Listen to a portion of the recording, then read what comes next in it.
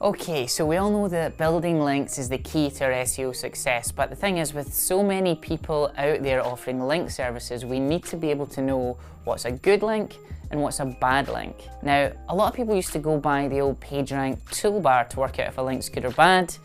Then Google, as they're wont to do, killed that off. And then Moz came up with DA as a metric, and the industry kind of widely used that for quite a while with things like Majestic's trust flow, or maybe even Ahrefs domain rank to work out the link quality. The thing is, those metrics are really only half of the story. So in today's Weekly Wisdom, I'm going to be getting onto the laptop and I'm going to show you exactly how to decide if a website is a good place to get a link from or not. And then I'm going to show you some tricks to kind of bulk analyze this, so if you get lots and lots of them, you can very quickly put it into your workflow. So without further ado, let's get into it.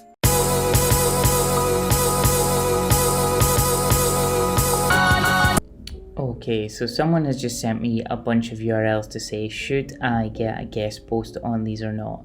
Two URLs are icyviolets.com and mybeautifuladventures.com. Now, looking at them, I think you can already tell what one is good and what one is bad, but let me just take you through some actual processes that we would use to work out if this is a good site or a bad site.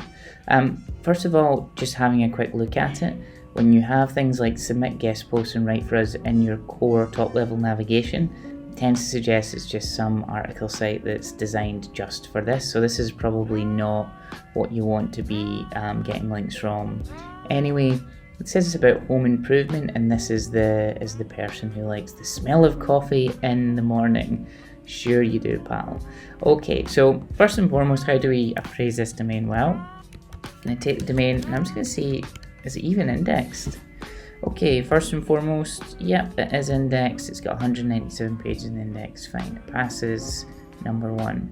Next, I want to see if it's changed hands a lot recently. So typically if the domain has expired and then been repurchased, probably someone's just bought it off the back of it going out of date, and then they've just flung up any old rubbish to sell links on it. Yeah, 2019, that was literally just a couple months ago.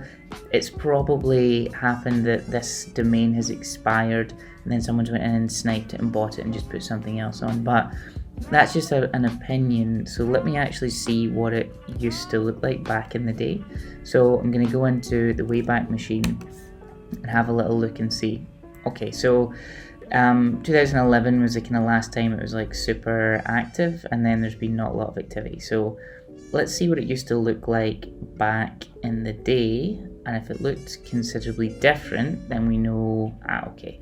So this is what it used to look like when someone was running it. It looks like someone's personal food blog.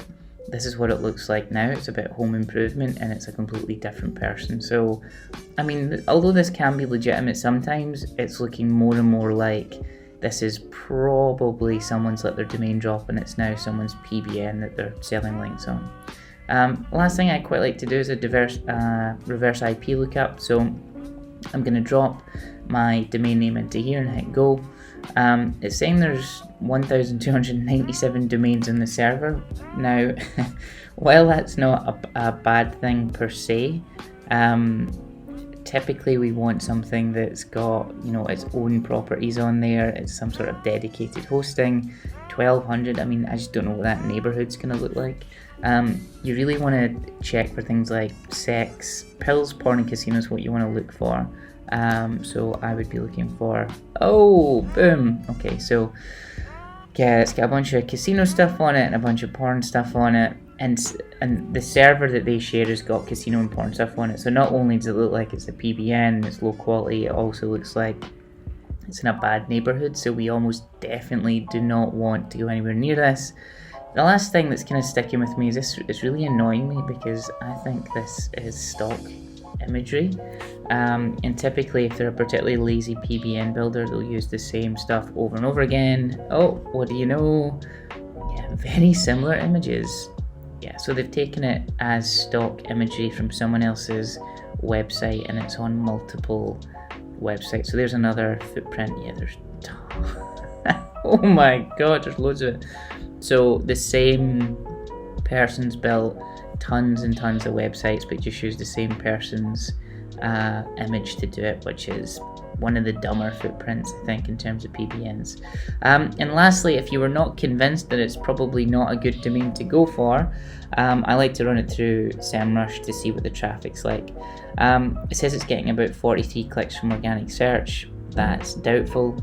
And hilariously, it's other things like submitting guest posts for home improvement, not actually about any home improvement subjects at all. And as we can see here, something pretty severe happened in 2017. Let's have a look and see what happened around then. High activity, it was probably local stuff. Yeah, quality update, boom. So they were killed by a quality update. So this is absolutely a website we want to stay a million miles away from with regards to link building. Now, let's take this one as well and give it the same treatment. Now, the first thing I noticed is she's from Charlotte, North Carolina. This is her picture here. Let's do a quick look to see if that's a real person or if it's just been cropped from somewhere. Let's see. Okay, it looks like a real... Aha, here we go. So it's on her own blog, and it looks like she's blogged on another travel website. Let's just make sure she doesn't own this one. Okay, it's a blogger roundup. Okay, this is starting to look a lot more legitimate, so I'm already liking this one quite a bit. Let's see if it's actually indexed and all that good stuff.